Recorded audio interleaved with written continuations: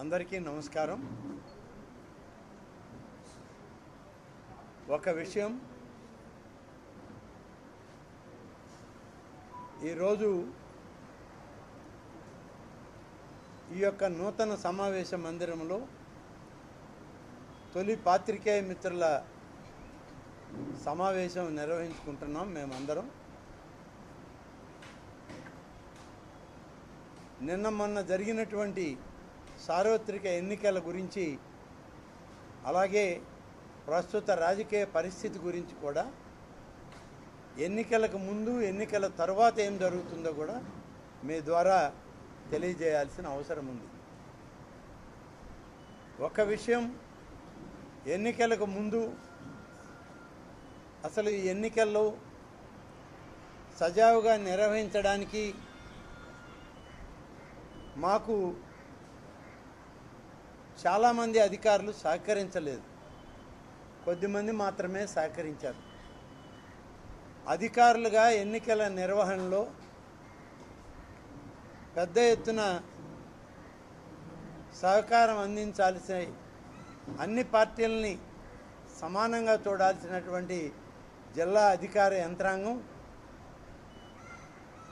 అధికార పార్టీకి కొమ్ము కాసింది అని చెప్పడానికి మేమేమి వెనకడుగు వేయడం లేదు. ఉదాహరణకి చెప్పాలి అంటే, ఆత్మకూరు నియోజకవర్గంలో నేను అన్ని బూతులు తిరిగాను. నాతో పాటి కొంబి లక్ష్మీనాయుడు గారు, మాజీ శాసనసభ్యులు విజయరామరెడ్డి గారు, అలాగే పెద్దలు రవీంద్రారెడ్డి గారు, బ్రహ్మారెడ్డి గారు, అందరం కలిసి తిరిగాం. ఎక్కడికి వెళ్ళినా ఎక్కడ కూడా ఆర్ముడ్ పోలీస్ కనిపించినటువంటి దాఖలాలు లేవు. మరీ ముఖ్యంగా మరిపాడు మండలం అంటేనే సార్వత్రిక ఎన్నికల్లో ఒక ప్రత్యేకత ఉంది. నెల్లూరు జిల్లాలో నాటు బాంబుల్ని విసురుకున్న, ప్రజల్ని భయభ్రాంతుల్ని చేసిన పరిస్థితి ఈ జిల్లాలో మొదలైంది. కొద్ది కాలం నడిచింది. కేవలం గతంలో ఉదయగిరి నియోజకవర్గంలో ఉన్న మరిపాడు మండలం, ఉదయగిరి ప్రాంతాల్లోనే జరిగింది. దాదాపుగా బూత్ నెంబర్ 1 నుంచి 10 వరకు నాకు ఎన్నికల సరళిని గమనిస్తూ మేము పోయేటప్పుడు మరిపాడు మండలానికి సంబంధించినటువంటి మా నాయకుడు బ్రహ్మారెడ్డి గారు మాకు ఫోన్ చేసి చెప్పడం జరిగింది. 1 నుంచి 10 వరకు క్రిటికల్ బూత్స్ అని లిస్ట్ ఇచ్చాము.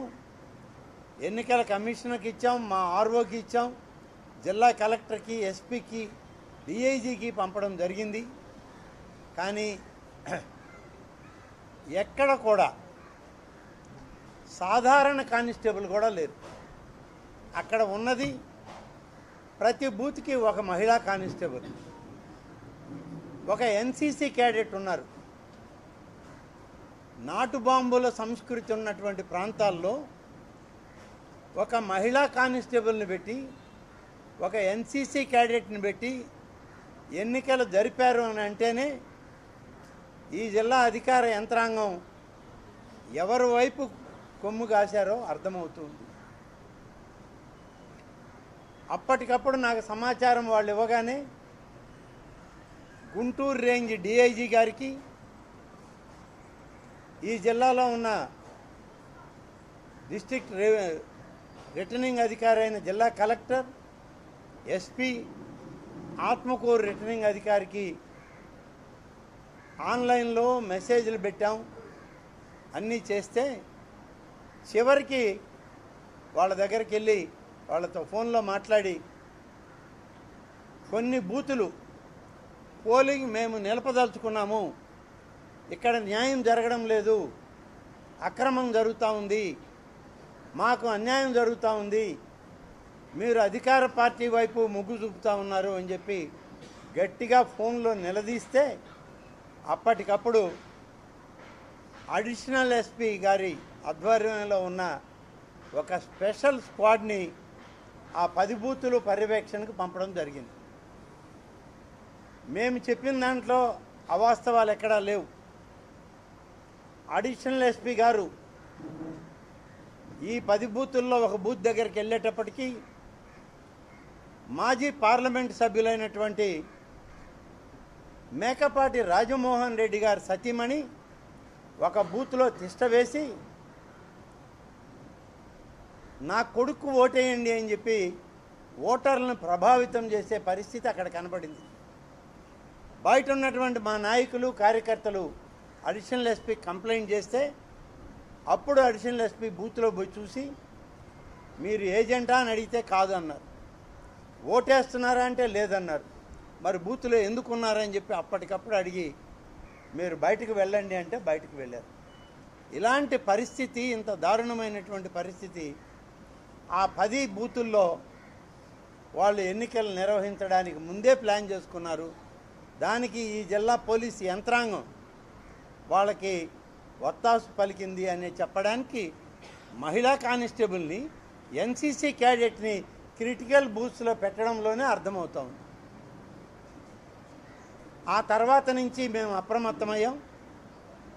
అక్కడ ఉన్నటువంటి మా నాయకులు, మాజీ శాసనసభ్యులు అంటే ప్రస్తుత శాసనసభ్యులు ఉదయగిరి మేకపాటి చంద్రశేఖర్ రెడ్డి గారు కానీ, బ్రహ్మానందరెడ్డి గారు కానీ, ఇతర స్థానిక నాయకులు ఎప్పటికప్పుడు సమాచారం ఇస్తూ మెసేజ్లు పంపిస్తూ ఉండడంతో అక్కడ పోలింగ్ అధికారులు కూడా ఊపిరి పీల్చుకొని సజావుగా ఎన్నికలు సాయంత్రం వరకు నిర్వహించారు.